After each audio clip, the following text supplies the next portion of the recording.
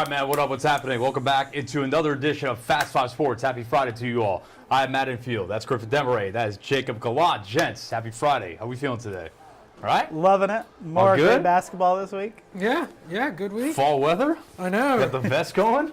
Drip or drown, man. Drip or drown. Happy November to everyone out there. Special. It is kind of, I think we're kind of getting into fall now, although our friends Ron Childers and the rest of the weather team here said there's still some warm weather on the way, which I'm a fan of that. But either way, it's fall. We've got another slate of Friday Football Fever games on tap. Digital King, hit it with the menu, please. It is the last week of the regular season for our Tennessee schools, our game of the week, where you will find me. Bartlett taking on Whitehaven. More on that and the implications of that game in just a second. Griffin will be at Collierville versus Houston. We will hit on that in just a second. There are still 2 weeks left, including tonight of the regular season, for our Mississippi schools. Hernando taking on South Haven in an all-DeSoto County battle. Another all-DeSoto County battle. The DeSoto Central Jaguars traveling to Horn Lake. That'll be a good one as well. Munford versus Central. That's a pretty good region battle as well between a couple of really quality teams. That's going down in Crump. And then over at Christian Brothers, the Purple Wave welcoming Ensworth from the Nashville area. Very, very good team. Actually, the school where the Grizzlies hosted training camp this year. So I was there. Nice. It's like a mini college. Very nice campus.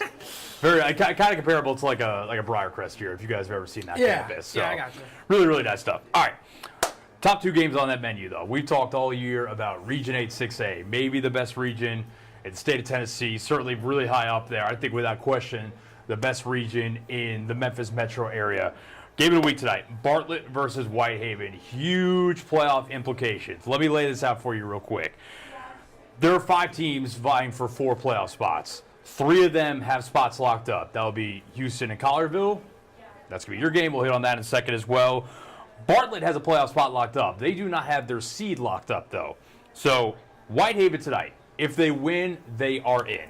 If the Tigers lose to Bartlett at home, then they are dependent on White Station pulling off what would be a pretty big upset over Germantown to get in the playoffs. So, in all likelihood, I'm just going to call it, if Whitehaven loses tonight, they're probably going home. And, Leo, think about, we were sitting up here last Friday talking about they had a chance to take the region lead. So it like I said, it stinks that we have 5 really good teams. One of them is going to miss out on this dance. It is either going to be Germantown or Whitehaven going home. Story of this game, if you want to play some of this video, I think to me, 2 of the best running backs in the Memphis metro area. We've hit on it before. This kid, Christopher Talley for Whitehaven, a junior.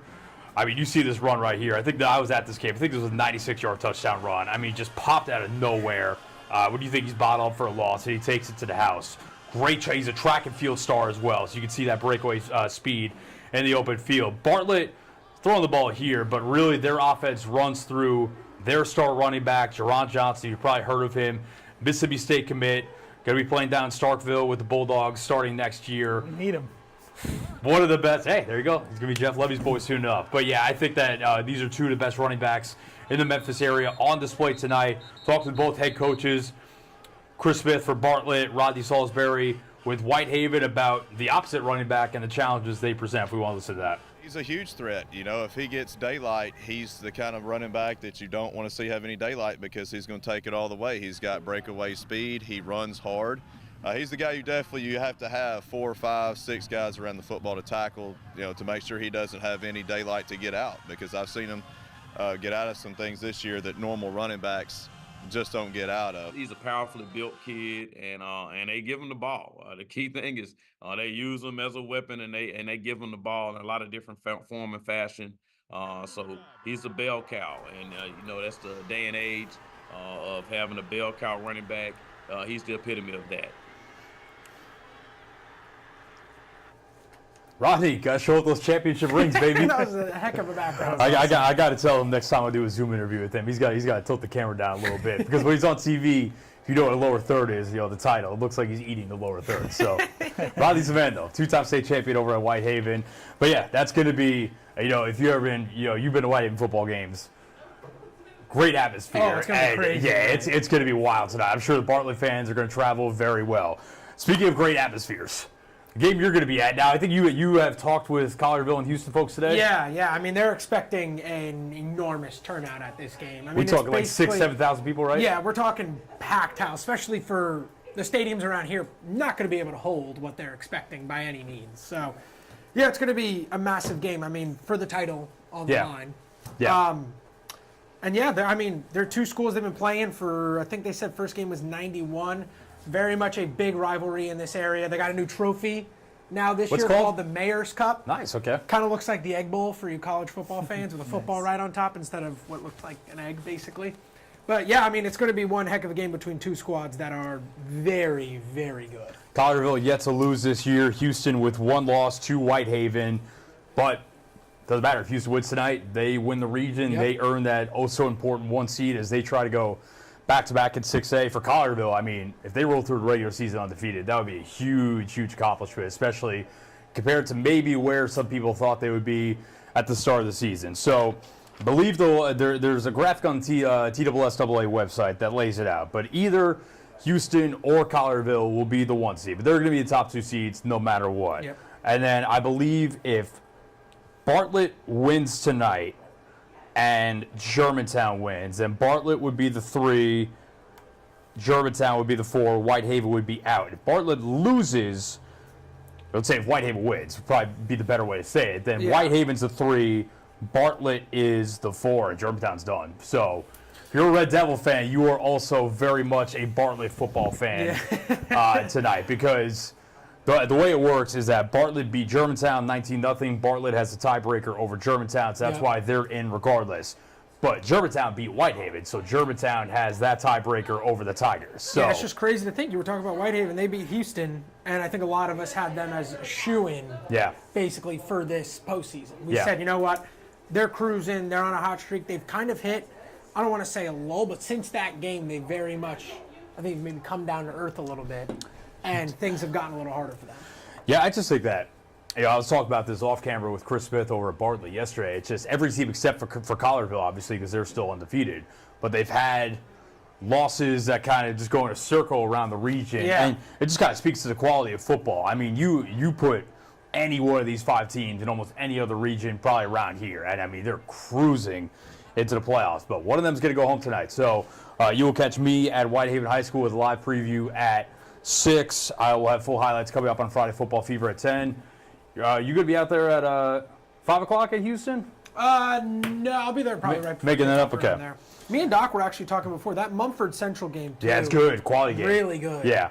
Again, lower region, but that is still a fantastic game. Central, I believe, has only 1 loss, and I believe Mumford's undefeated. Yeah, and Central, I haven't seen Munford this year, but Slade Calhoun, Munford's head coach, was one of the coaches for the AutoZone Liberty Bowl high school game last year. So I got to get to know him a little bit. My man's got a great, you ever seen him? Great beard. Elite beard. Kind of like, he's from Kentucky too. I think he's talked about, like, some people joke about, like, the Abraham Lincoln connection there with the beard and being a Kentucky native. Little Duck Dynasty action? You shot a Central game, right? I think Central is one of the better designed offenses I've seen this year. Yeah, I mean, Central throws it around the yard big time. I mean, I forget who they played in the game that I was at. It really wasn't a competition for the most part, but they just got a lot of weapons. They really do. And that Andrus Farmer kid is really good. He's for real. So, yeah, that's a really good lower region game kind of going on in this area, too. But that region off the top of my head has a bunch of really good teams as well, because you've got Melrose in there, you've got Munford. So, yeah, I mean, that's going to be a lot of weeks that would be worthy of being our game of the week. But when it's kind of a winner-go-home game in the best region in the city or in the metro area, that's going to take it. So you'll catch me at Whitehaven tonight. All right, let's talk a little college gridiron. Digital King, do we have a slate of college games? You know we do. I got a feeling we do. Let's hit it, baby. Prepared. Let's hit it. All right, Memphis traveling to San Antonio to the Alamo Dome. I know that conjures up some bad memories for Tiger fans from the basketball side of things, going back to 2008, unfortunately. They're taking on UTSA, another key conference game. All Mid-South matchup going down in Fayetteville. Griffin Demaray's Ole Miss Rebels battling the Fighting Sam Pittmans, the Arkansas Razorbacks. Mississippi State, I mean, just thrilling non-conference matchup as they welcome UMass to start Vegas, baby. The Minutemen, you gotta end that 7-game losing streak somehow.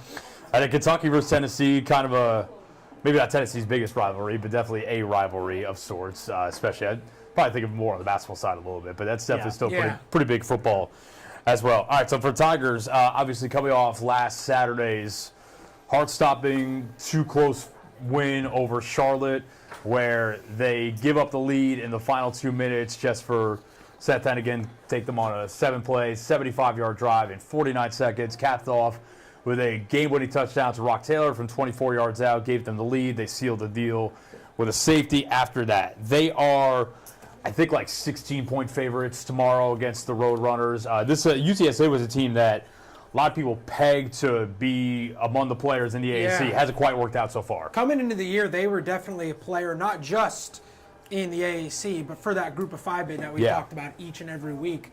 And they have very much underperformed to a level where I've seen many people call him for Jeff Traylor. call him for his job now. Yeah. Because it's just fallen apart completely. It should be noted, they had the same quarterback for 7 years. Yeah, God, he was so Frank good. Harris, and now Unbelievable. Now we have to Long time. transition away from that. That's tough. It is tough. I mean, I saw a thing the other day. It's very much, again, same thing with Memphis we've talked about all week. I think Tiger fans would love to see a not down to the wire, my heart's about to fall out of my chest game. Because the past 2 or 3 weeks have been just copy and paste. So I was on with Brett Dorsworthy and Brian Dacus on Sports Radio 56 yesterday, and Stats obviously been in this region, been around here doing sports talk radio forever, and he asked me, he was like, why is there not as much excitement? Do you think everyone's waiting for a Tulane game? Like, what do you think it is? And to me, they're 7-1, but I think the biggest thing is, you think about it, have they played a game this year as well as they played to end last season when they beat Iowa State in the AutoZone Liberty Bowl? And I think the answer is no. And you could say Iowa State had some guys that were hurt or opted out of that bowl game. You could say whatever it was. That was an awesome performance by the Tigers at home. You finish out the season. You look at, I know it's a different season, but you look at Iowa State this year, firmly in the conversation to be in the college football playoff. I know it is a different team, but still, it's just, for a team with all the hype that the Tigers had, and again, don't get me wrong, 7-1 is cool. We do have to face the reality at the same time that when you are competing for one spot in the college football playoff, style points and eye tests do matter. They do. And they're still in position where if things break their way, they can win the conference championship. But then that's where the eye test and how dominant you are and things like point differential, that stuff's going to come into play. If you want that spot over, let's say, a Boise State or trying to think who else. So there's only really 6 teams alive for the G5 bid. There's Army, Navy, Memphis, Tulane. Yep, Boise, and then ULL, Louisiana Lafayette. Yes, correct. There's really only 6 teams left for that G5 spot. Everyone else has either has 2 losses or has played their way basically out of contention at this point. So, but like you said, those style points are so big. Boise has looked so impressive in all of their games. I mean, last week maybe not as much against UNLV, but UNLV is an actual test. And UNLV was in that conversation So until that loss. To their point, I mean, you kind of look at Memphis' schedule and you say, coming into the year, UTSA was one of those games where you're like, all right, that's going to be a real schedule helper, and it's not anymore. So now fans kind of are waiting for that Tulane game, thinking like, where is that marquee game? Where is the game that's going to cement themselves? I think it was supposed to be Florida State. Florida State is But then again, they're terrible. So Florida I mean, it's State just is booty. again, it's kind of unlucky for the Tigers in a way because you were supposed to have these games against teams that were supposed to be good to help your resume, and they're not anymore. I wonder if it's a kind of a deal where the outside noise, the fans, the media, whatever, are viewing the team differently than they view themselves. Because when you're winning these close games, that a lot of times builds a stronger team. Yeah. To be able to win the close ones is as valuable as anything. And the other part of it is just you don't control your own destiny, and that kind of hurts because they need a Boise State loss, they need an Army loss, etc., whatever else, on top of winning it. I think, but the way I view it, they need all that. They need all that to claim the Group of 5 spot in the college football playoff. I think honestly, if they win the conference championship, or even if they make it to the conference championship game, I think the season is largely going to be viewed as a success, just because you're fighting for one spot among 3 conferences, basically. But we got to be honest, too, at the same time, they shouldn't be going down to the wire against Charlotte. They're more talented than Charlotte. Right. North Texas is an explosive offense, and they kind of took control of that game in the second half. A little close for, I think, most Tiger fans' liking. But, it just hasn't, for a team that is returning a 4-year starting quarterback, their top 3 wide receivers from last year's team.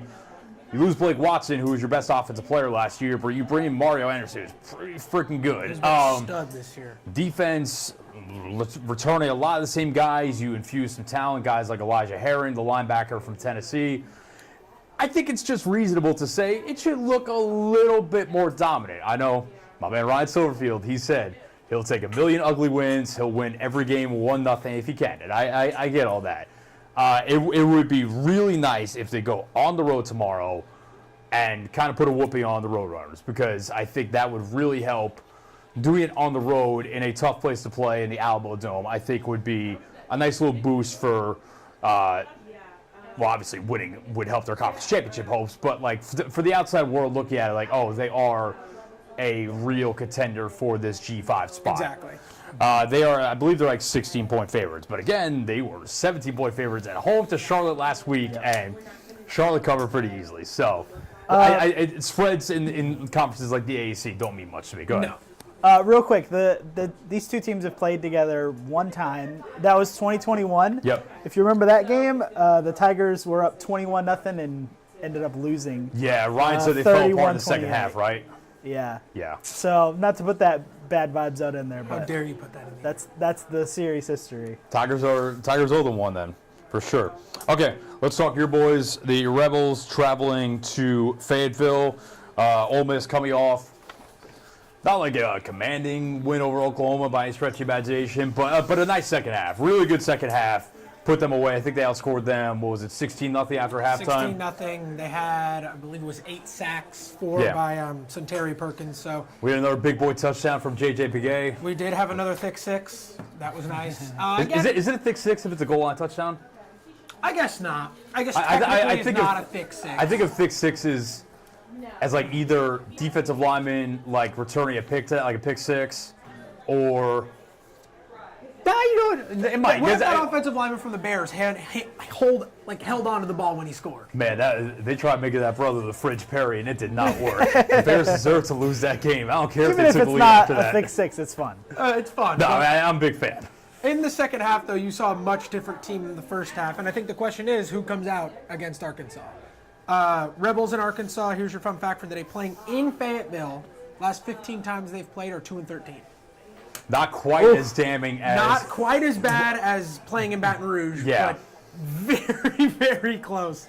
There's been some ugly Arkansas teams. Now, there were 2 years in there where they too. played in Little Rock and won. Okay. So, bit of a weird stat, but again, playing in Fayetteville has also been a house of horrors for Ole Miss. There's been some weird games against Arkansas in the past couple of years. You had the one where the field was frozen 2 years ago and they lost 42-6. You had the 4th and 24, Hunter Henry over the head lateral that everyone remembers. My favorite play of all time. You had the 2021 52-51 game. So there have been just that was good absolutely crazy games between these two. I believe the Rebs are 7-point favorites going in. 11 a.m. kickoff. It's going to be interesting. Again, what team do you get? Do you get the first half team that came out? Because if you fall behind, Arkansas is much better than Oklahoma.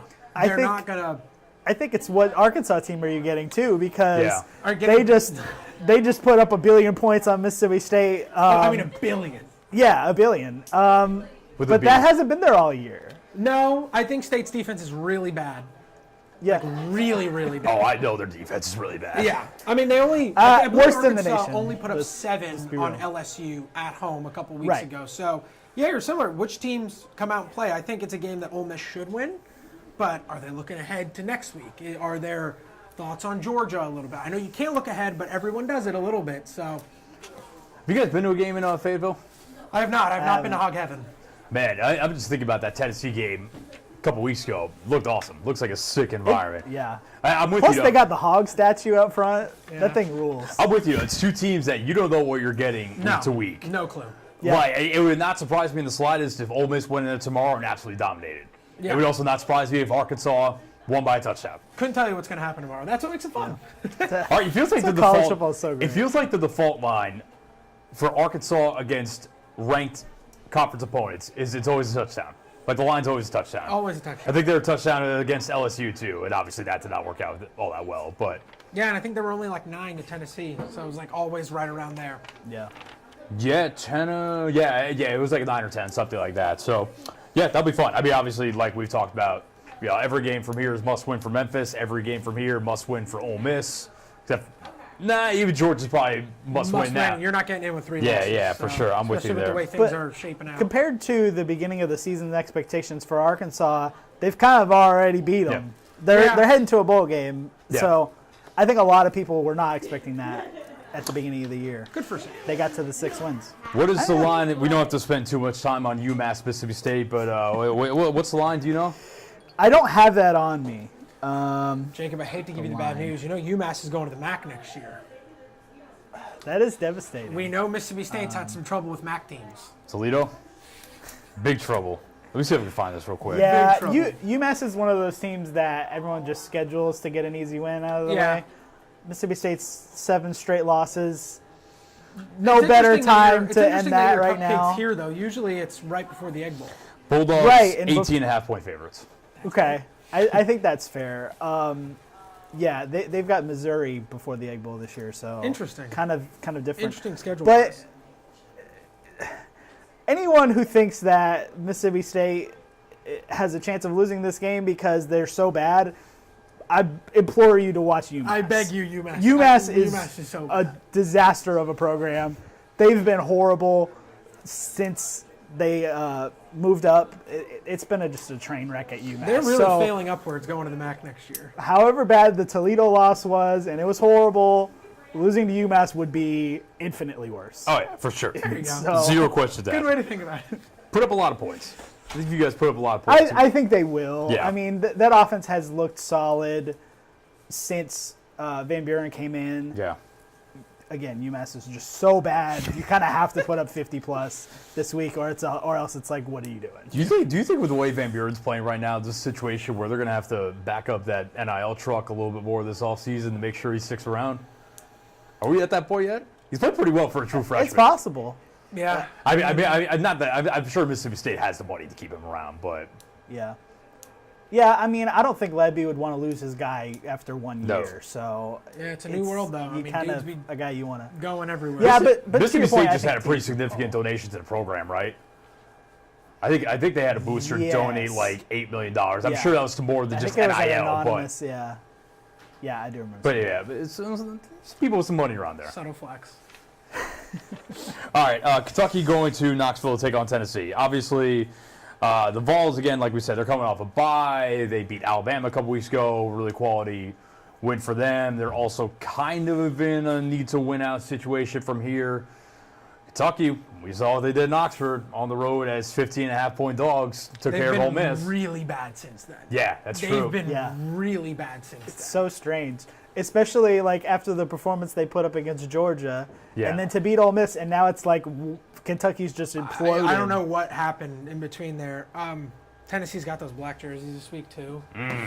That's a good look. Those things are fire, dude. It's a good look. Crazy uniform release video too with the venom crawling up.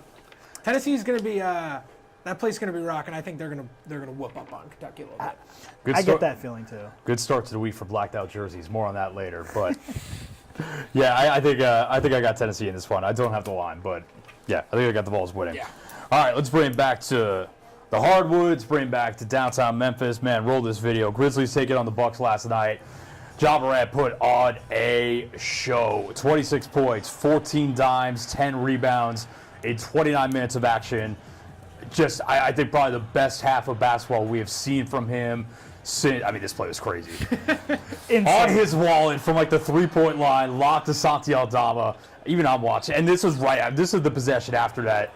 Gary Trent, where are you going? I mean, the best half of basketball we've seen him play since the second half in his return in New Orleans last year, where he scored 27 points, hit the game winner at the buzzer. But, I mean, he was just in complete control of the game, set the pace from the jump, did it all, man. Like getting to the rim, setting guys up. Passing was crazy. I mean, bag work right there. Nasty, nasty move. Yeah, he was incredible last night. This, little Magic Johnson. I mean, That pass was insane. Yeah, I mean, it's just an awesome night for the Grizzlies all the way around. They dominate the Bucks. They win by 20 plus. Bucks are really bad. We're off to a really bad start at least. Fighting Doc Rivers. Nice to get Zach Edey involved as well. Zach was hyped up here. I like this. All right, Taylor Jenkins after the game discussed how dominant Ja was because it was a sensational night. I mean, he was phenomenal tonight. I thought his mentality coming to the game, he set a tone. I thought his just presence was felt from the very beginning. Offensively, the pace, we knew that was a big factor tonight against the Bucks, with their length and their size defensively. I mean, a triple-double in all forms and fashions. Stellar play, highlight plays, discipline plays. This was an unbelievable performance by him after, difficult last 2 games. When he plays the way he did last night, I mean, I think he's a top 10 player in the league, if not better than that. And I think he was a little bit motivated too. You heard some of his post-game comments the other night. He talked about how the players pay attention to everything that's said by Grizz Twitter about them, and how Grizz Twitter kind of inspired him to play in the home opener last Saturday when he probably would not have.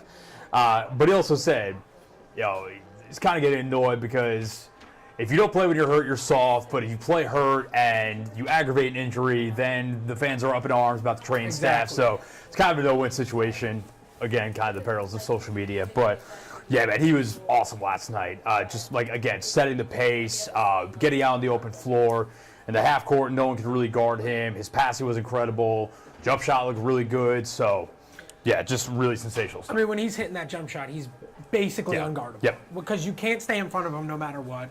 You bring help, he always finds the extra man. So if he's consistently hitting that three-point jump shot, creating his own shots, like on that spin move near the foul line, I mean, he's basically unguardable just with the type of athlete he is. So you got to be really happy to see him doing things like that. Yeah. What stood out to me from last night was the passing because obviously from his seat, that pass was insane, but there was 5 others that were SportsCenter top 10 level passes. I think I mentioned this last week. He's better specifically because he hangs in the air so long and he's so athletic and flexible that he can hang in the air and kind of just peruse the court and scan and find the open guy and just whip it in any direction he wants to. He's so good at that. And you don't know which way he's going to go because he's just in the air forever. So, I mean, this is a guy, by the way, and I don't know if he will this year, although I think this offense does set him up pretty well to do this if he wanted to. I think he could, without question, average 10 assists a game. Yeah, I mean, the way they go up and down now, it's just so high tempo, especially if he's pulling down 10 boards. He's getting it and he's going. He's not waiting for Edey to get him the ball. He's out immediately. I don't think he's ever had this good of an offense around him as well. We got Jaren, he'll be healthy soon. He's healthy, but kind of still coming back. Ramping up. But a healthy Bane, a healthy Jaren, plus Edey, that's a really good offense that he hasn't played with. And the way Santi's been playing to start the year. Well, and they're getting Vince back soon, Gigi Jackson in the next, let's say, I think probably 2 months. Gigi said earlier this week, Gigi had a hilarious interview on Run It Back on FanDuel TV. Gigi's a trip, but I think he said he'll be back. He's starting late December. It must be said, this new look offense that Taylor Jenkins said there are going to be some growing pains and it might not always look great at the start. Offense has been certifiably awesome so far. Yeah, minus the occasional droughts in the third quarters, but I think that's all about finding what personnel gels with each other. You got to find who stays on the court. When you brought it up last night, there wasn't a moment when Ja or Jaren was off the court. Yep. And I think that's kind of what they're realizing. One of them has to be on it all. Yeah, well, especially we're going to hit on these Desmond Bane and Marcus Smart injuries in a second. But to me, I think you talk about some of the third quarter lulls offensively. I think the biggest reason for that is in those third quarters and in the losses to the Nets and the Bulls, Rockets last week, even a little bit against the Magic. It's because in the third quarter they're not getting stops, or they weren't up until last night. Because when they're getting stops, then no matter whether it's Ja on the floor or not, when it's Ja running the offense, it just gets heightened. But then when they're getting stops, they're getting out, they're running the open floor, they get to use that pace to their advantage. But when they're giving up buckets, it's kind of hard to run at that pace when you're taking the ball out of the basket every time. So I think it was really good last night to see them win a third quarter. There was maybe a little, probably 3 or 4 minute stretch where it wasn't as good, but then they got it back right away. They went on a run of their own, basically sealed the game going to the fourth quarter. There was a small stretch where the Bucks cut it to, I think, 19 maybe, and Taylor Jenkins got Ja back in the game real quick, but then closed it out from there. Yeah, but I mean, like we talked about on the show multiple times, in the NBA, you're going to have those runs no matter what. You could have a 30-point lead, and it can be cut down to 15 in 3 minutes, in just the way that today's game is. So, I mean, you saw it the other night against the Bulls. 20-point leads in the NBA right now in 2024 are the fakest thing in the world. Fakest thing in the world. Especially when you're up against the, second or third best player in the world in Giannis? Yeah. I mean, he can erase a lead instantly. Exactly. Listen, must be said, too, Giannis got his last night. Like you said, I think he's probably a top 3-4 player in the world. He's going to get his.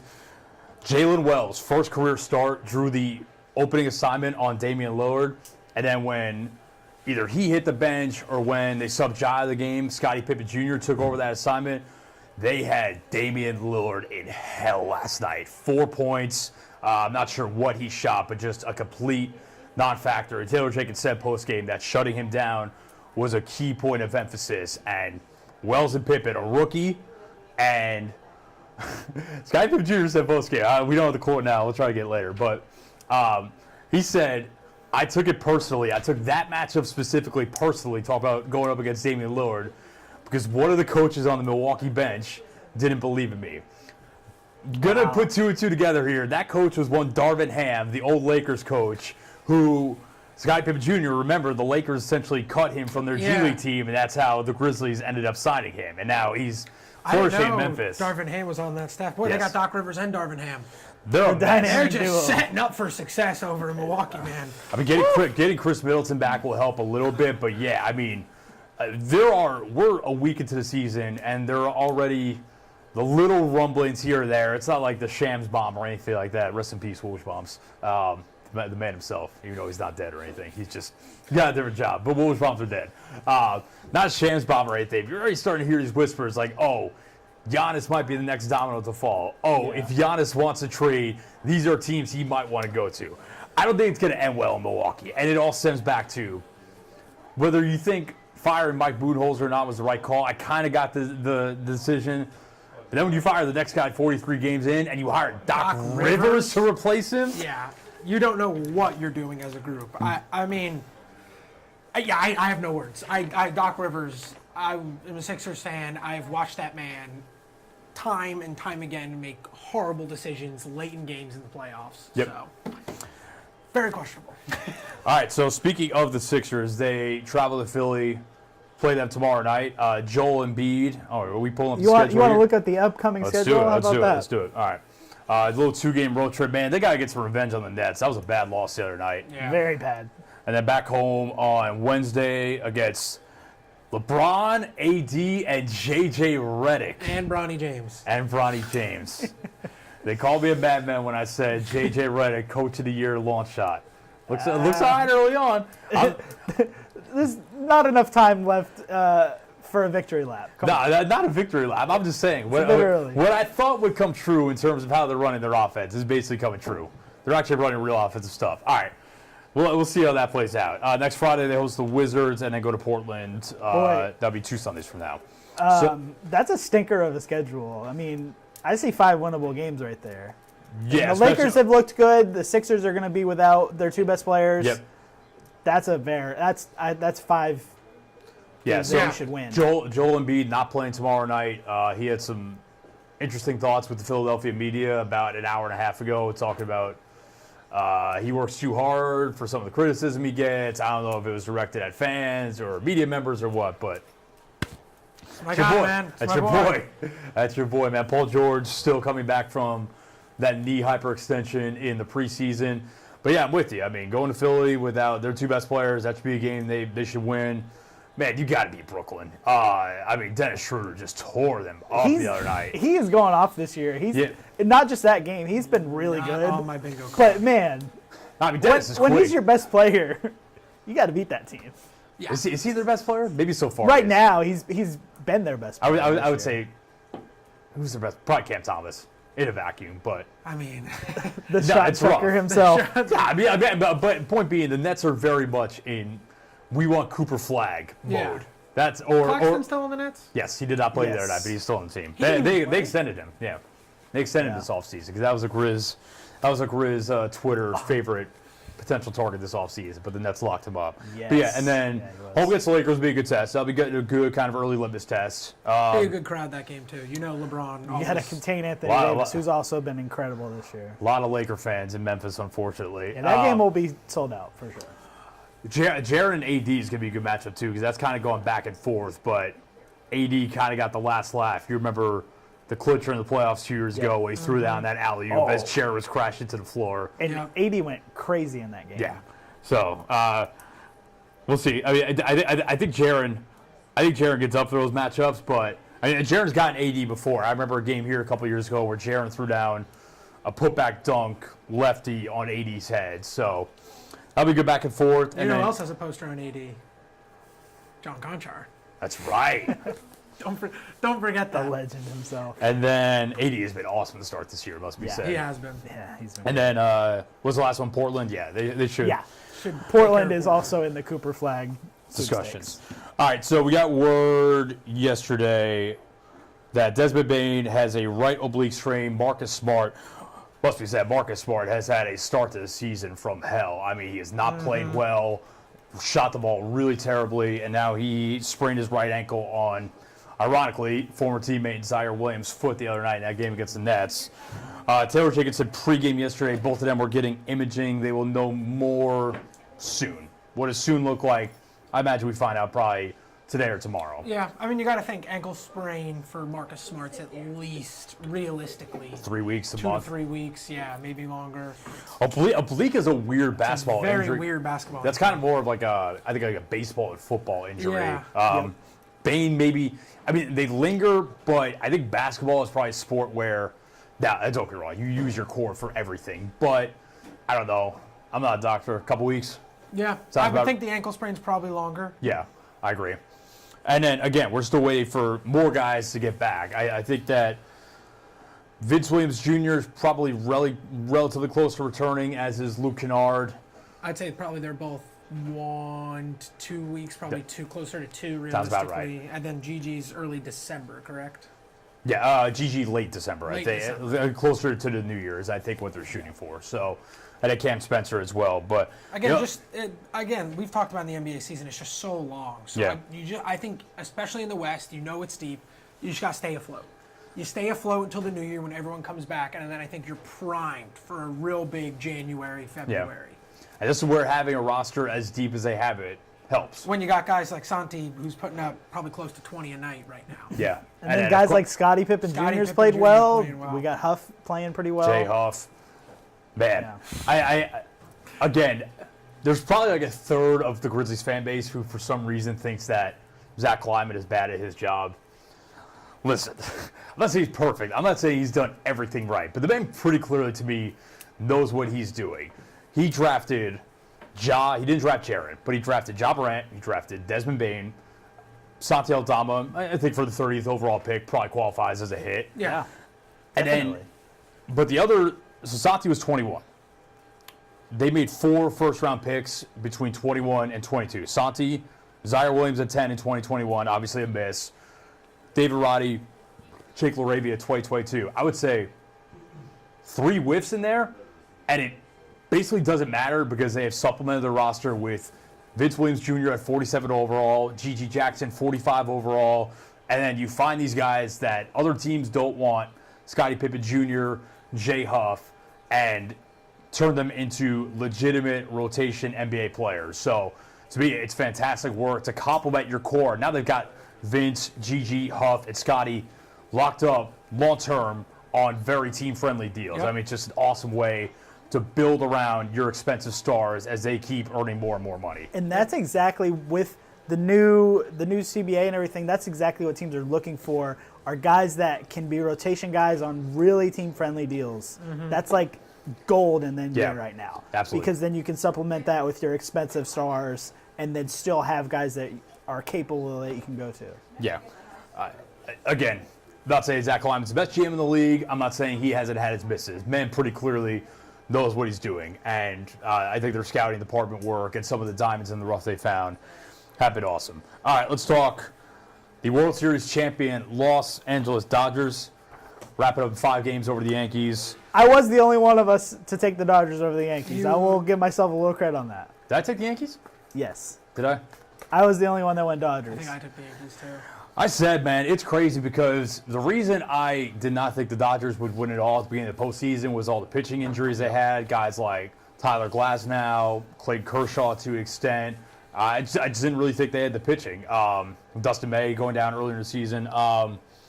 Yeah, I didn't think they had the pitching. And the funny thing is that in this World Series, you probably could have sold me on the big bats all go crazy, and that's what carries them to victory.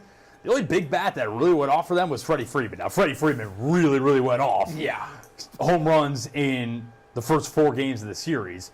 But Shohei Ohtani didn't do much. I think a big part of that was probably the injuries, the separated shoulder in Game 2 that he somehow played through. Yeah. Mookie Betts didn't have a huge series. Didn't matter because I think that they showed they were just more ready for all the winning moments and all the key plays. They capitalized on every little mistake the Yankees made throughout the series. I think despite Dave Roberts' best managerial job, I know that he's taken a lot of flack from a lot of people. I've criticized him in the past. I think he was awesome in this series.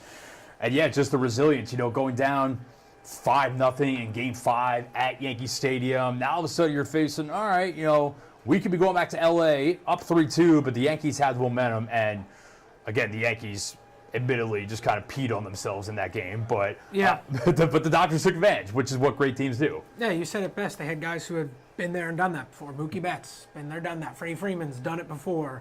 I think a lot of the Yankees, they haven't been in that moment. I mean, Aaron Judge. Exception of Garrett Cole, but yeah. Yeah, I mean, Aaron Judge. Juan Soto, too. Very World much. Series Yeah, true. World Series Soto as champion well. Juan Soto. True.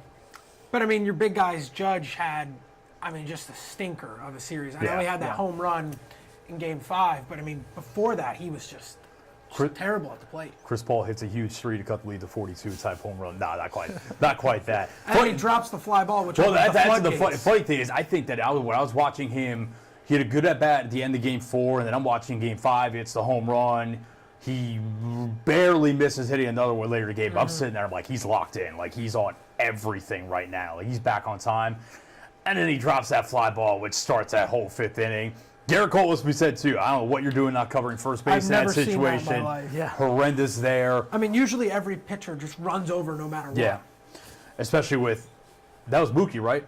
Yeah. And Yeah. I think that was Mookie Betts. Like, you got to get there real quick because obviously Mookie can move. So, yeah, man, well-deserved World Series win for the Dodgers. Took care of them in pretty dominant fashion in that series. I think Shohei being a World Series champion is pretty cool for the sport, even if he didn't do much in this series. Obviously, he was a monster throughout the playoffs. So, and again, said it the other night, I know not every team can spend money like the Dodgers and the Yankees. I'm kind of happy the World Series featured 2 teams that, relatively speaking, especially on the Dodgers side, did whatever it took to win. I'm not saying, again, not everyone can spend like the Dodgers. I'm well aware of that.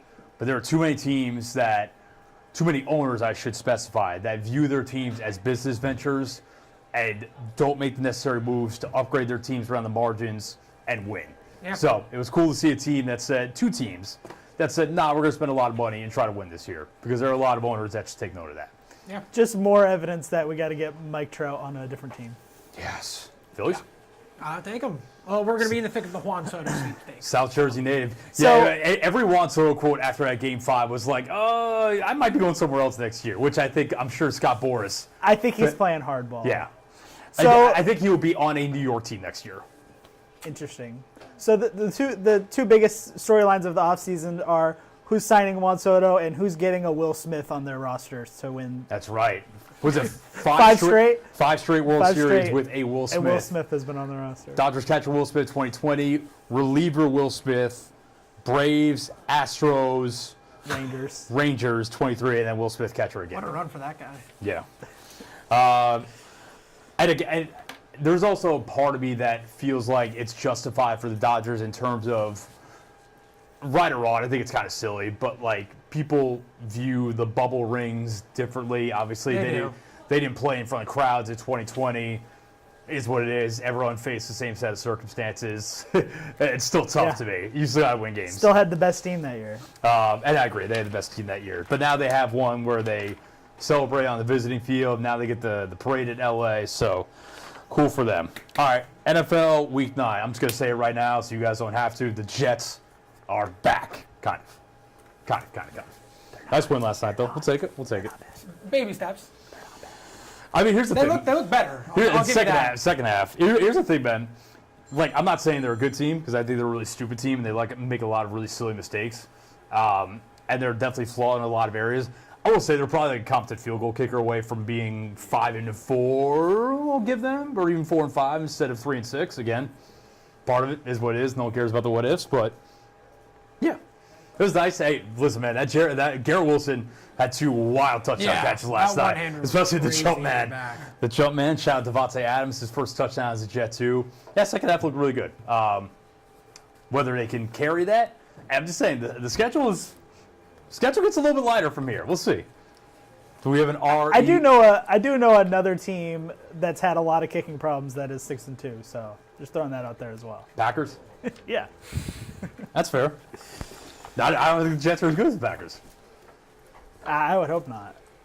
Sorry, neither of them as good as the Eagles. So. Eagles rolling a little bit right now. Well, what games do we have our eye on this week? I mean, obviously Packers-Lions is going to be huge. That's the headliner That's tonight. the game of the week. Yeah, I don't know if Jordan Love is playing or not. I don't think he anybody knows at this point. He practiced again today. He's been limited in practice. Mm-hmm. He was limited in practice earlier in the season and ended up not playing, I think, for 2 weeks. So we'll see. They're playing games, though. Like, I feel like he sprained his MCL. No, like, they were playing games. I don't think there was any shot he was. You don't think they're playing games this time, though? Maybe not. I don't know. I also think that this is a game where they're likely to push it because you win this game, then they go to 7-2. Lions drop to 6-2. Yep. Might be in position to at least give yourself. You might not take firm control of the division, but you definitely got a shot to put yourself in the driver's seat a little bit. Yeah. Yeah, big game in the North. Big game in the North, especially with what Minnesota has looked like the past 2 weeks. Very much falling Yeah, this could be a decider in who's taking that division. Trying to see what else. I mean, you get the Joe Flacco return Sunday Night Football. Yeah, you can watch that right here in Action News 5 against the Vikings. So I don't know what your guys' thoughts on that are. To me, like, I think that whole situation is silly. I'm going to go out on a limb and guess that Anthony Richardson has lost the locker room a little bit with pulling himself out of the game. It's about the tired thing. Yeah, it is. And Irsay, I'm sure, got involved a little bit because, to me, it's the same front office, same coaching staff, but you knew this guy was a developmental project when you took him with the number 4 overall pick last year. He has played 10 games in the NFL, not even 10 complete games because he's failed to finish a couple of them with injuries and whatnot. So I think there are too many smart people in the organization to say that they're just giving up on Anthony Richardson now. If they are, it's really silly. If they are, I think it's coming from Jim Irsay. Because, and listen, full stop, he's been bad this year. He's regressed from last season. Yeah. But if you're going to draft this profile of quarterback especially, you got to give him time. I think with what you said about losing the locker room, I think if this team was like 2-6, it might be an easier pill to swallow. But they're 4-4. They're in the hunt of it. Yeah. And those guys in that locker room got to be thinking, why are we not putting out the guy who's given us the best chance to win? There could be an element to that to where we want to make a run this year because we have a talented team. I kind of Flacco is better right now. No, I agree with that. What if the Bills gave up on Josh Allen after 10 starts? And I understand that like Josh Allen is the ultimate development quarterback ceiling hit. Not every quarterback of this profile is going to hit like Josh Allen did. But what if they gave up after 10 games? Yeah, that's fair. I don't think those Bills teams were really expecting to win that much that year. Were the Colts really expecting? I view the Colts going into the season as. I think they are. I think that team expects it. Whether they're good enough to win the division. Let me pose this: if they get the 6 or the 7 seed with 9 or 10 wins and get bounced to the first round, is that really worth stunning his potential development? To me, I don't think it is. But no, but I get the locker room side of things. Right. If the team is all going, why are we not trying to win? Yeah. I get that. It might be stopping the bleeding a little. I imagine it's going to go 2 ways. Either they keep winning with Flacco, or they win with Flacco. Listen, Flacco has been serviceable this year. He has been great, but he's been serviceable and definitely better. At a certain point, the clock will run out. Like, he's not going to continue to just, like, pull magic out of a hat and be unbelievable. Right. Like, at a certain point, it's going to stop. Yeah.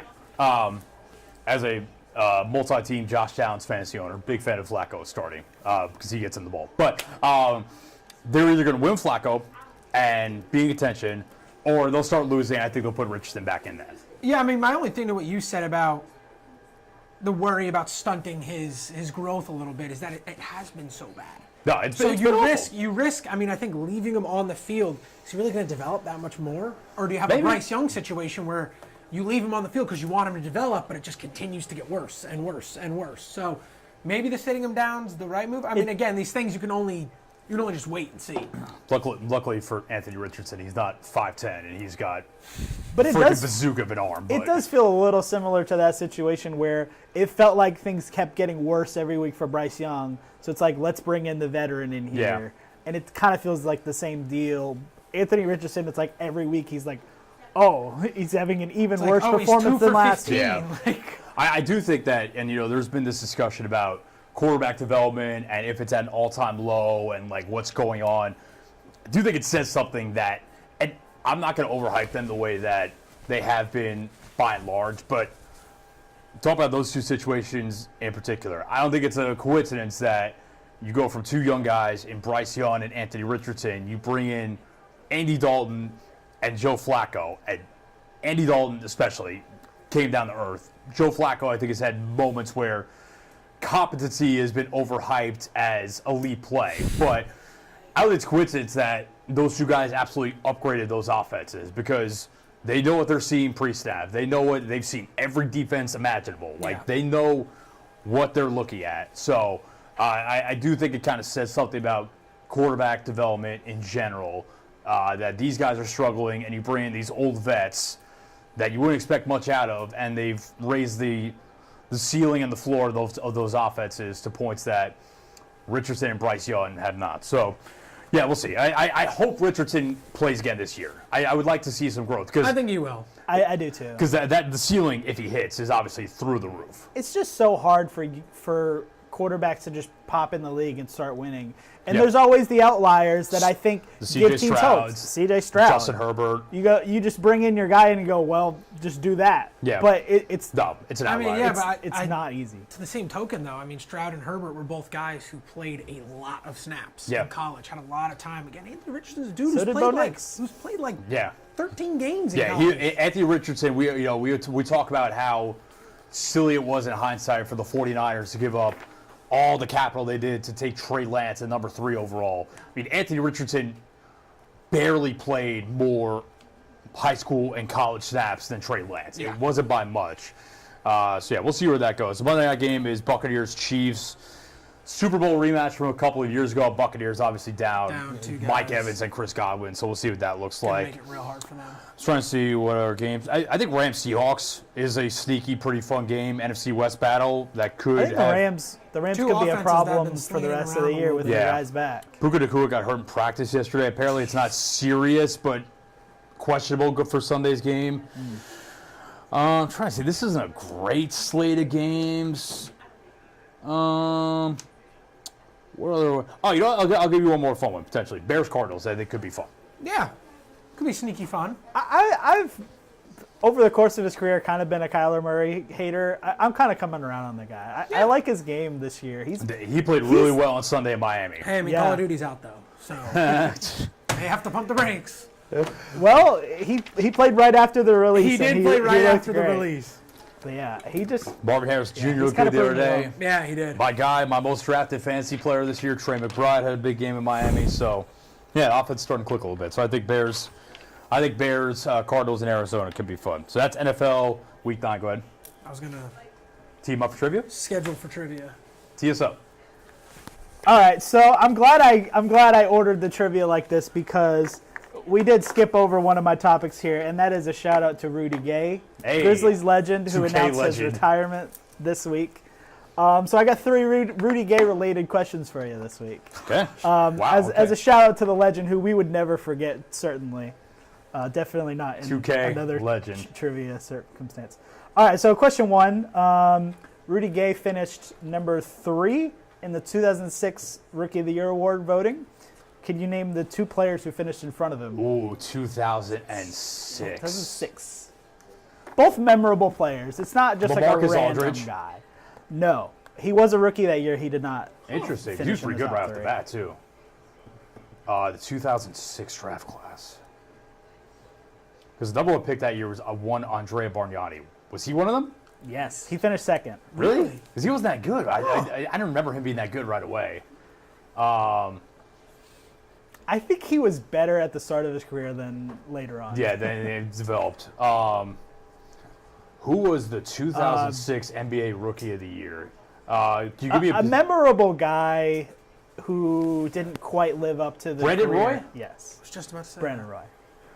I forgot if he was 05 or 06. Okay, cool. Other guys out of that draft class: Adam Morrison, Randy Foye, God.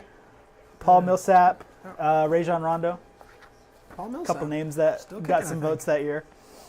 Okay, so Grizzlies traded Rudy Gay in 2013, Yep. along with Hamed Haddadi to Toronto. Can you name the 5 other players involved in that trade? And it was a 3-team trade that involved Detroit. And I will try to provide some hints as necessary. Oh, man. This is going to be rough for me. So the biggest name in this trade, other than Rudy Gay, went from Detroit to Memphis.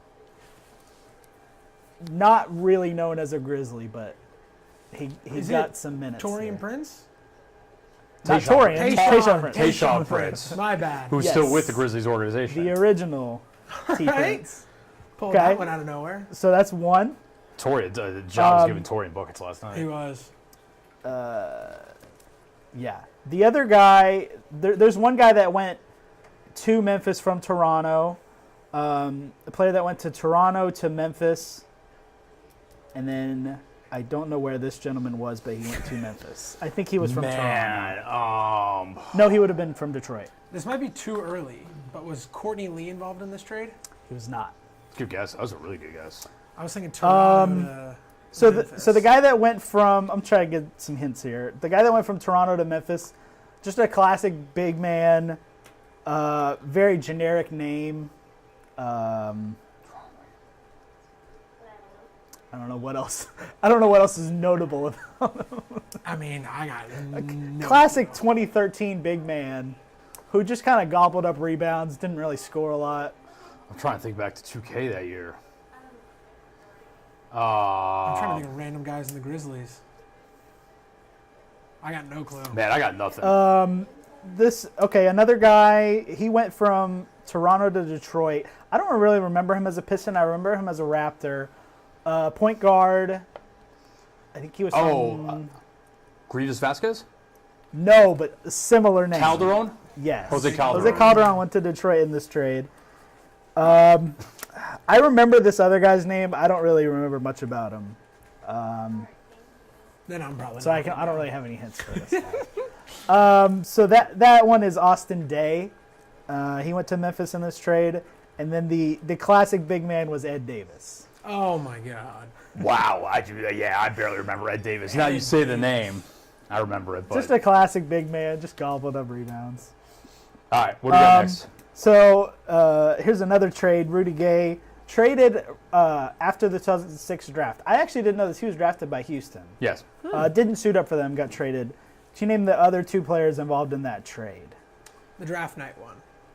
Yes. So Memphis sent one guy to Houston. Oh, well, it was a little bit Houston sent Rudy Gay and this guy to Memphis. It was a little bit after the draft. It was like a That's week what you're after, saying. because I Yes. read about this the other day. It was like a week after the draft. Okay, so Both Grizzlies legends in my mind. Rudy and a player from Houston to Memphis. Memphis Yes. sent one player to Houston. Yes. Did Battier go to Houston? Yes. Okay. Shane Battier, yeah, because he was on those pretty good Rocket teams like T-Mac and Ron Artest or Metal World This Peace. said the other guy This was- other guy is one of my favorite Grizzlies of all time. I think I threw his name out there when we did the Sporkle a few weeks ago, and you were like, wow, good pull. Oh, It's a pretty good hint. I mean, this is too early for OJ Mayo. Yeah. yeah, not OJ. Houston to Memphis.